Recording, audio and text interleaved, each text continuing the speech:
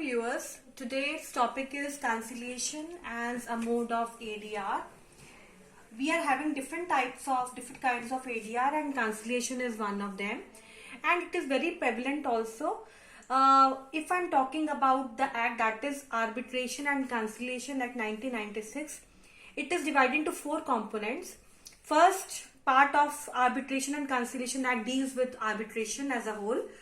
Second deals with the enforcement of foreign award, where Geneva Convention and New York Conventions were covered. Now cancellation जो है वो part 3 के अंदर आता है in arbitration and conciliation act 1996, and fourth deals with the supplementary provisions. Now conciliation जो है it is growing, इसकी जो रेलिवेंस है बहुत ज्यादा बढ़ रही है in the coming days also, because इसमें जो समय जो है बहुत कम लगता है, समरी प्रोसीजर अपनाया जाता है और जो डिसीजन दिया जाता है it is with the help और with the assistance of both the parties. Now जो कंसिलेशन रूल्स जो अडॉप्ट किए गए थे in 1980 by UNCITRAL model. UNCITRAL means United Nation Commission on International Trade Law. ये बड़े comprehensive है. इस करके जो कैंसिलेशन की जो रेलिवेंस है सिर्फ डोमेस्टिक में नहीं बल्कि इंटरनेशनल लेवल पे भी now conciliation is having full fledge relevance. Now conciliation जो पार्ट 3 में दिया गया है ये सेक्शन 61 से लेके 81 को कवर करता है. Now scope is given in section 61 of this particular act. Now according to section 61, जो nature of dispute होगा that should be of legal relationship होनी चाहिए, and that might be contractual also or non contractual also. So अब इसमें किस तरीके के matters आ जाएंगे. बेशक कमर्शियल नेचर के डिस्प्यूट हो सकते हैं, मैट्रिमोनियल डिस्प्यूट भी इसके दायरे में आ जाते हैं, या फिर कोई भी क्रिमिनल ऑफेंसेस हो जो कि कंपाउंडेबल होने चाहिए सेक्शन 320 ऑफ सीआरपीसी के तहत. वो सारे के सारे जो है इसके अंडर कंसिलेशन में जो है वो रिजॉल्व हो सकते हैं. ये दिया गया है सेक्शन 61 सब सेक्शन 1 में. जो सेक्शन 61 सब सेक्शन जो 2 है वो बात करता है कि कौन से मैटर्स जो हैं वो कैंसिलेशन में नहीं रिजॉल्व हो सकते. तो वो वाले मैटर्स जो रिजॉल्व नहीं हो सकते वो ऐसे मैटर्स हैं जिनको लॉ परमिट नहीं करता. अनदर एग्जांपल इज वही बात, अगर कोई भी क्रिमिनल केसेस जो कि कंपाउंडेबल नहीं है तो those cases which are non compoundable they can not be a subject matter of conciliation. Now there are various sections in this particular part which deals with the cancellation. So I am discussing main sections here. 61 is regarding the scope of cancellation. Now section 62 it deals with the commencement of cancellation proceedings. Cancellation means starting of cancellation proceedings, how the proceedings they are going to start. So according to section 62, one party will give a written application or notice to another party because I want to go for cancellation, so why not to resolve the dispute according to cancellation. Now it is up to the second party whether to accept his offer or not. अगर तो वो accept कर लेता है, cancellation में जाने के लिए तैयार हो जाता है, वेल एंड गुड. नहीं तो यहाँ पे कोई जबरदस्ती नहीं है, और दूसरी पार्टी अगर कैंसिलेशन के द्वारा मैटर को रिजॉल्व नहीं कराना चाहती तो यहाँ पे मैटर रिजॉल्व नहीं होगा थ्रू कैंसिलेशन. और यहाँ पे 30 डेज का टाइम दिया जाता है from the application to the other party. If within 30 days other party responds, well and good. If within the 30 days और any other time that which is mentioned in that particular application, if that particular person is not responding up, then the matter is not going to be resolved according to cancellation. Now section 63 and 64 they deals with the number and appointment of conciliator. Usually in cancellation proceeding one conciliator is there who is called as a sole conciliator, but as such there is no restriction, and even 1 or 2 or 3 any number of conciliators can be there depending upon the intention of the parties. Now appointment of conciliator, if only one conciliator is there, sole conciliator is there, it should be appointed with the consent of both the parties. And if 2 conciliators are there, both parties will select their own conciliator, and both those 2 conciliators they will act jointly. And in case of 3 conciliator, both the parties will appoint one conciliator, and both conciliator or both the parties will conjointly select a third conciliator, and these three also will act conjointly. Now, section 65, submission of statements to the conciliator. Now, how the conciliator will work?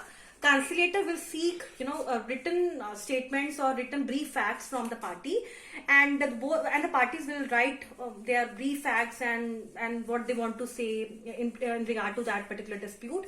And conciliator, he can seek also written statement also. तो written statement भी मांग सकता है conciliator, और उसको और कोई सबूत चाहिए, कोई कागज चाहिए, कोई document चाहिए, तो conciliator can seek that particular thing also. Next is section 66.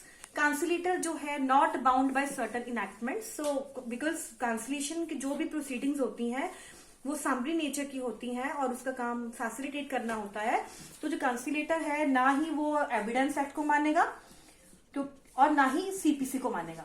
अगर उसने CPC या evidence act को ही मानना है तो people will not prefer going to conciliation. In fact, they will prefer going to courts because these are the lengthy procedure. So the conciliation में जो भी summary procedure होगा और जो conciliator है वो evidence act या CPC के norms को नहीं मानेगा. तो वो क्या मानेगा? ऐसे कोई रूल्स वगैरह जो कि पार्टी की खुद की उसके लिए होगा या फिर पार्टी से खुद की सहायता के लिए होगा, पार्टीज खुद तय करेंगी. Next is role of conciliator. तो जो कंसिलेटर होगा वो बिल्कुल इम्पार्शियल पर्सन होना चाहिए, इंडिपेंडेंट होना चाहिए, और उसने जो है बहुत अच्छे से डील करना है और उसका जो काम होना चाहिए असिस्ट करना होना चाहिए. यही फर्क है कंसिलिएशन में और आर्बिट्रेशन में. बिकॉज आर्बिट्रेशन में जो पार्टी होती है वहां पे जो आर्बिट्रेटर होता है वो अवार्ड देता है, तो उसका काम एडजुडिकेशन होता है, फैसला करना होता है.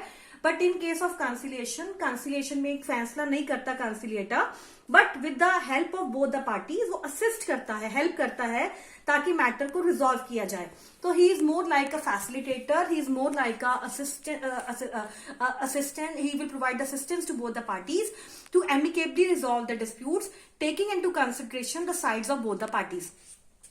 Next is section 68, administrative assistance. If in any case arbitrator wants seek या फिर party seek administrative assistance, maybe expert witnesses or any other thing that is required, he can always seek the help, and there is a provision in this particular act to have the help of administrative personas and all. Next is section 71, that is cooperation of parties with the conciliator. Conciliation में जो parties हैं वो तभी matter को resolve कर सकती हैं अगर जो है कोऑपरेशन हो पार्टीज की. अगर कोऑपरेशन नहीं है तो मैटर रिजॉल्व नहीं हो सकता. अब कंसिलिएटर जो है पार्टीज को बुला रहा है बट पार्टीज जो है आ नहीं रही हैं, या कंसिलिएटर जो है डॉक्यूमेंट मंगवा रहा है, पार्टीज नहीं दे रही हैं, तो matter can not be resolve, the matters can not be solve. So it is only when the parties wholeheartedly cooperate with the conciliator that then the matter can be resolve. Now this is very important section, that is section 73 settlement agreement. Settlement agreement means, और इससे पहले भी जो कंसिलेटर जो है अगर कोई party अपनी ओपिनियन देना चाहती है, कोई राय देना चाहती है, तो बिल्कुल conciliator will wholeheartedly accept his proposal. यहाँ पे ये नहीं है, कंसिलेटर ये नहीं कहेगा कि नहीं जो मैं कहूंगा वही होगा. तो ही the suggestions are always welcome from the side of parties as well. Now section 73, that is settlement agreement. How the matter is going to be settled. जो conciliator एक छोटा सा frame सा बना के he will send that particular thing to the parties, and parties की जो है observations मंगाई जाएंगी कि what the parties want to say in regard to that particular matter. तो observations जो होंगी वो proper वो देखी जाएंगी कि जो observations जो है वो पूरी हो सकती है कि नहीं हो सकती हैं. Taking into consideration the observations and all, द्वारा जो है कंसिलेटर जो है फ्रेमवर्क तैयार कर सकता है या फिर नहीं भी कर सकता, जो उसको ठीक लगता है. उसके बाद वो पार्टीज को भेज देगा for their final signing and all. And if the parties have signed that particular document, now then it will be a full fledge binding document from the side of both the parties. So you can see that in section 73 conciliator ने proper frame करना है but with the assistance of the parties. तो parties अगर उनको मंजूर है agreement, they will sign. If उनको मंजूर नहीं है तो they will not sign, right. So he will resolve that dispute but taking into consideration the consent of the parties. Next is section 74, again this is very important कि अब जो settlement agreement कर दिया, पार्टीज ने sign कर दिया, उसका क्या स्टेटस होगा, what relevance that agreement will is having. So जैसे कि सेक्शन 30 के तहत आर्बिट्रल अवार्ड की एक सिग्निफिकेंस है, इंपॉर्टेंस है, स्ट्रेट वे सेक्शन 74 के तहत ऐसे एग्रीमेंट की रेलिवेंस है. So according to section 74, if the parties have signed an agreement, so this is having a full-fledged relevance as award is having according to Arbitration Act. तो जैसे award की relevance है वैसे ही ऐसे एग्रीमेंट की full-fledge relevance होगी. Next है section 78 cost. Cost means खर्चा. अब सारे प्रोसीजर में खर्चा तो होगा ही होगा, एंड वो खर्चा किसके लिए हो सकता है, द फीस ऑफ कांसिलेटर. अगर एक है या दो है, तीन है, we have to, the parties have to pay the fees to the conciliator. अगर कोई गुना जो विटनेसेस वगैरह मंगवाए गए हैं तो उनका भी कुछ हो सकता है, चार्जेस एंड ऑल. अगर कोई जो है एक्सपर्ट एविडेंस की हेल्प ली गई है, एक्सपर्ट्स की हेल्प ली गई है, तो उनकी भी फीस हो सकती है. So all these fees are to be, और all those expenses are to be borne by both the parties equally. And if there is an agreement to the contrary, जिसके तहत नहीं वो parties कहेगी कि नहीं मैंने cost नहीं सहनी, या you will bear 3/4 of the cost, then that agreement is going to prevail. Now that is section 80, role of conciliator in other proceedings. जो conciliator जो है, एक बार conciliation में आ गया, conciliator बन गया, तो section 80 के तहत ना वो लॉयर बन सकता है पार्टी का, अगर यहाँ पे मैटर रिजॉल्व नहीं होता और ये मैटर आर्बिट्रेशन में जाता है या कोर्ट में जाता है, तो conciliator will not act as a lawyer, he will not act as a arbitrator, and more so जो कंसिलेटर है ना ही वो विटनेस बनेगा. ठीक है, बट अगर पार्टीज टू द कॉन्ट्ररी कुछ उन्होंने एग्रीमेंट किया हुआ, then that agreement is going to prevail. Otherwise according to section 80, conciliator जो है he will not act as a lawyer, he will not act as a arbitrator, and he will not he will not act as a witness in any coming judicial proceedings or any other arbitral proceedings. And the last section, because I told you in conciliation sections are from section 61 to 81. So according to section 81, जो admissibility of evidences in other proceedings, तो यहाँ पे जो सबूत दिए जाएंगे, यहाँ पे जो गवाहियां दिए जाएंगी, यहाँ पे जो admissions किए जाएंगे, वो क्या आगे उनकी क्या admissibility होगी. तो क्योंकि जो कंसिलेशन का एक और भी बहुत अच्छा इंपॉर्टेंट फीचर है, ये कॉन्फिडेंशियल है, ये कॉन्फिडेंशियल नेचर का होता है. तो जहां पे भी जो एडमिशंस हैं या जो भी एविडेंसेस हैं, जो डॉक्यूमेंट दिए जाएंगे, तो वो सारे के सारे जो है कॉन्फिडेंशियल नेचर के होंगे और इनको जुडिशियल या फिर आगे आने वाली आर्बिट्रेशन प्रोसीडिंग्स में नहीं शो किया जाएगा. So these are certain sections, important sections in regard to the conciliation. So in the nutshell or in the end, I can say that conciliation is a very good medium to resolve the dispute, not only domestic disputes but also this international dispute also. Why? Because now because of unilateral model and all, this is having a full-fledged relevance at international level also. More so it is less expensive as compared to arbitration, and यहाँ पे जो decision दिया जाएगा, it is with the consent of both the parties. And if the parties give their consent, only then it will be a valid agreement and binding, otherwise not. So this was all about conciliation. Thank you.